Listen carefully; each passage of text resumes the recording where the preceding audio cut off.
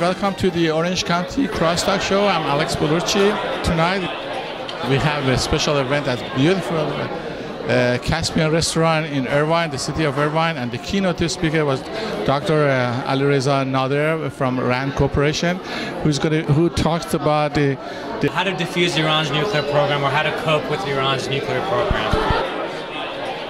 I want to ask him to give a summary, very brief summary, about maybe 2 or 3 minutes, the major things that we talked about.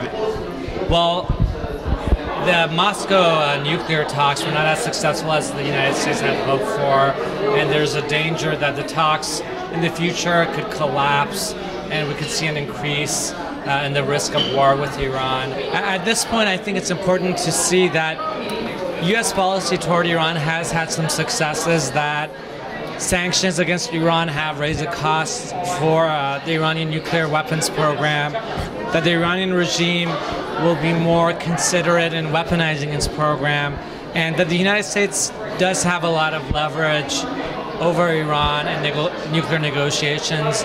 I would argue that time is on the side of the United States and not Khamenei's regime, and this is a very important thing to consider, because an Iranian nuclear weapons capability is not imminent, and it's not really inevitable. We have a chance to dissuade Iran from weaponizing this program, and ultimately the United States should be concerned about the domestic situation in Iran. There should be a greater emphasis on the human rights situation in Iran specifically. U.S. officials should condemn human rights abuses in Iran at a greater extent and more frequently, because ultimately the best solution in diffusing the Iranian nuclear crisis is not necessarily just through negotiations, but helping achieve a more democratic Iran in the future.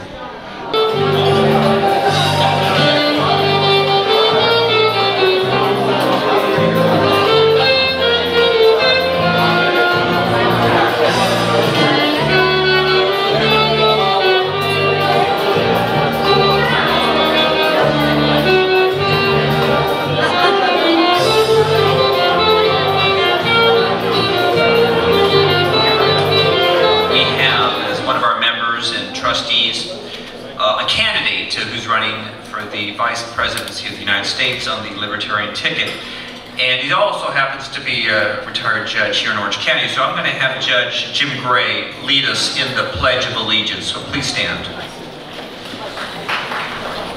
Thank you, Serge. First of all, I don't think he gets enough attention and appreciation. Serge comes to, I can't think of a World Affairs Association meeting that I haven't been to, but that he has not been here. So what do you think of our president, the guy that spends so much time?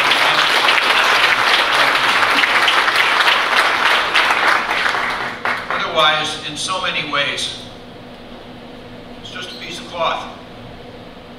But people have died for this flag, not for the flag, but for what it represents. And I think as we convene here in this wonderful location with family, that we should focus upon what the flag of the United States of America stands for.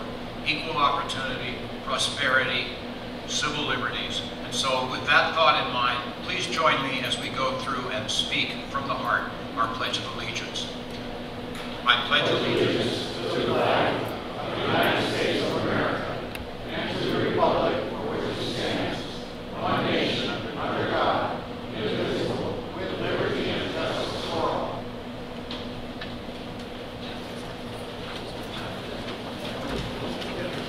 Thank you, Jim, and thank you, ladies and gentlemen.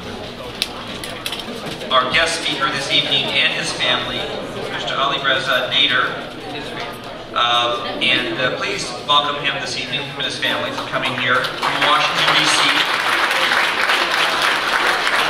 Given the condition of the political dilemma that we're dealing with between Iran and U.S. right now, the timing on that, World Affairs Council board members felt it would be appropriate to have an individual who has great experience and knowledge in the field of public policy, and if I may say so, a great researcher, to fly all the way from Washington, D.C. to be with us tonight and share with us his perspective on the situation and the diplomacy with Iran. Mr. Alireza Nader is a senior international policy analyst at one of the key, what I would call think tank. Is that a good way of describing you folks? RAND Corporation.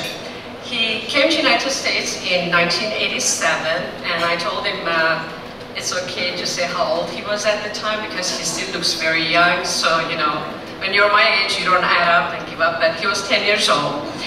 And he came here with his family, and we're honored to have his family here. I believe, where is the table where the family is residing? There, wonderful, they are with us. Welcome, thank you for being with us. He was raised in Southern California, but then he went to George Washington University and decided to make East home for himself.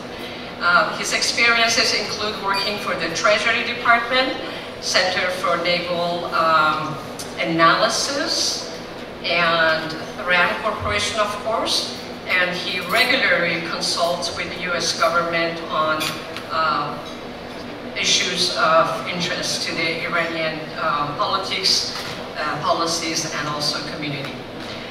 He has co-authored a number of publications, and of course he's a regular spokesperson interviewing with different international and national medias. I'm going to mention a couple of the books. One is Coping with Nuclearization of Iran, published in 2011, and then Israel and Iran, a dangerous rivalry, is another one of his publications.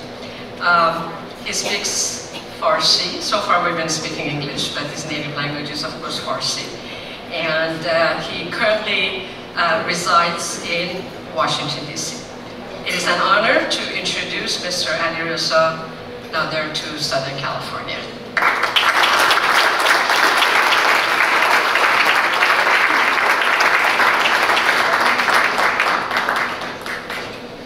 Thank you for the very warm welcome, Nora. That's a pleasure speaking before you tonight. Thank you for the World Affairs Council of Orange County. It's great to be here. I just want to briefly talk about three key issues: the negotiations on the nuclear program with Iran and the P-5+1, the UN Security Council, on Germany, Iran's internal political dynamics, and I want to really conclude with US policy options regarding Iran. Where do we go forward from here? The Moscow talks with Iran just concluded, so right now is really a great time to talk about Iran. It's a critical juncture in terms of the nuclear crisis with Iran. And from what we know, the Moscow talks did not go very well. They were actually very negative. My contacts in Moscow tell me that the discussions between Iran and the P-5+1 were really tense, that there was a wide division and gulf between the Iranian side and the P-5+1 regarding the negotiations. And this is very important because this is one of the few chances to solve the Iranian nuclear crisis peacefully. If the talks collapse completely, then the chances of an Israeli and US military strike against Iran increase dramatically, and we could be faced with a major war in the Middle East in the near future. The beginning of the talks in Istanbul and Baghdad that started a couple of months ago, were viewed much more positively by analysts and even policymakers in Washington, D.C. And I was one of the analysts that was slightly more optimistic about the talks starting a couple of months ago in April. And there are a couple of key reasons for this. One has to do with internal dynamics within Iran, in terms of what's going politically within Iran. There were some positive indications, and the second set of indications were the effect of sanctions on the Iranian regime and its willingness to negotiate. I'll start with the political dynamics within Iran and why a lot of us thought that Iran coming to the negotiating table was positive because of the situation in the country.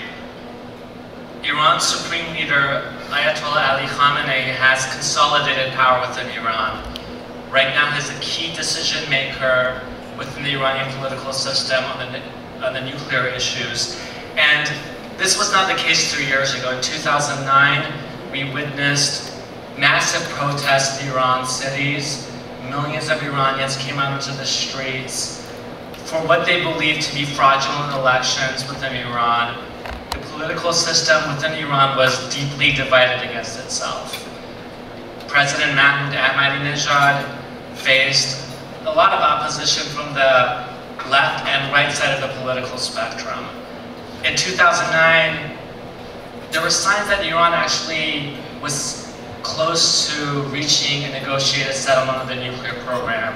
According to the Tehran research reactor deal, Iran would have shipped out its stockpile of highly enriched uranium that could be used for nuclear weapons outside of Iran, and in return, it would have received medical fuel for isotopes for for Tehran's research reactor. And this was viewed as a major compromise from both sides, that Iran would stop weaponization of its program and get something in return from the West. But the deal fell through. Iran was in chaos. Ahmadinejad faced a lot of opposition, and we didn't see a deal.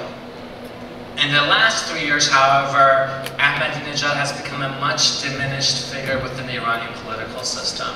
In April 2011, he decided to challenge Iran's supreme leader, Ayatollah Ali Khamenei.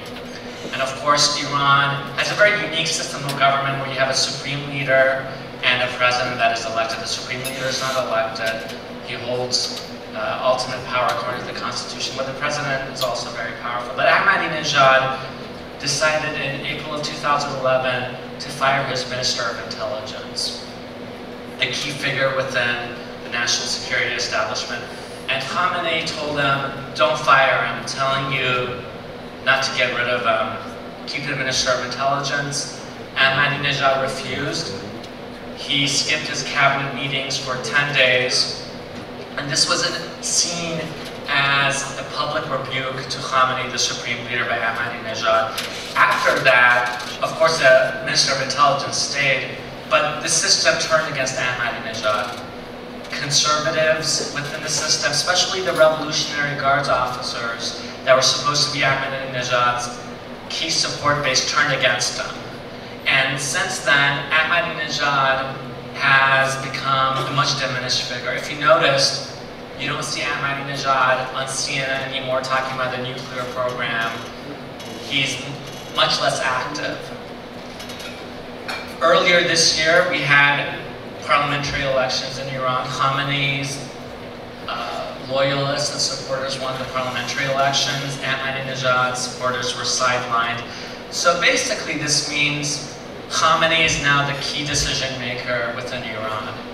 The Iranian nuclear negotiator with the P-1+, Saeed Jalili, has been labeled as the supreme leader's personal representative.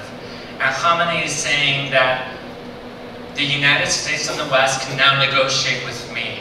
Before, within the US government, there was some confusion in terms of who do we talk to? Who's the main negotiator? Who makes decisions in Iran? Now with certainty, we can say it's Khamenei.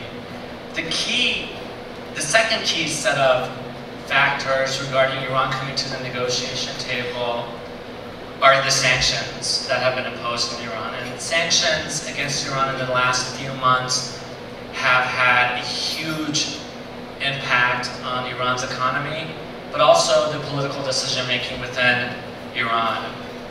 Of course, Iran has been subjected to 4 rounds of UN sanctions, but the UN sanctions were not very strong or effective. However, sanctions passed by the US Congress against Iran's central bank have had a huge, and I would say surprising effect on the Iranian economy.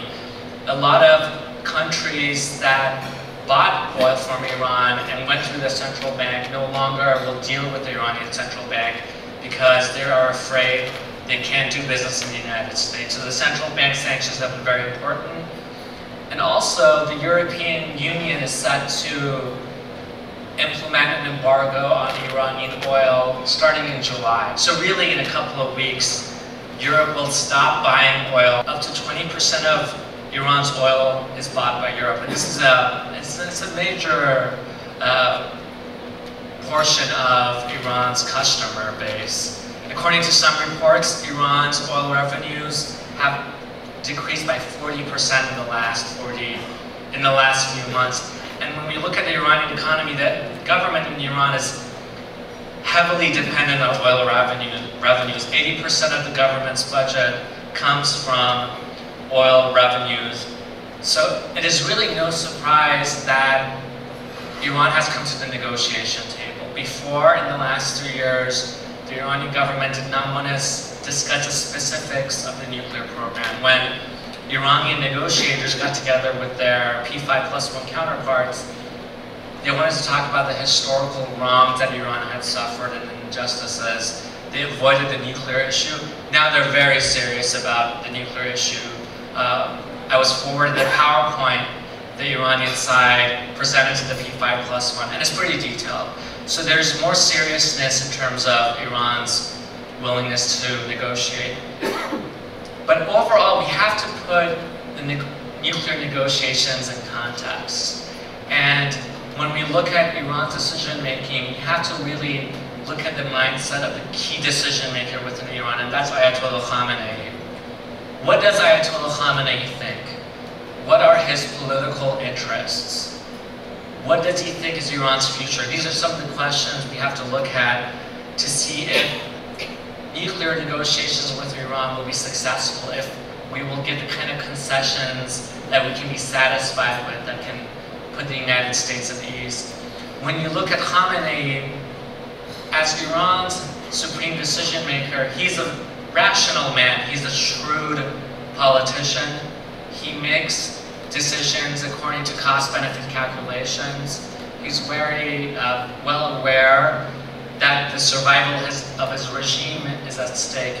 But at the same time, Khamenei is a very ideological figure. He is one of the founders and leaders of the Islamic Revolution. He was involved in overthrowing the Shah, and his viewpoint of the United States has been shaped by that experience, by his experience in the Shah's jails, and what he sees as the poor treatment of him personally in the Shah's jails.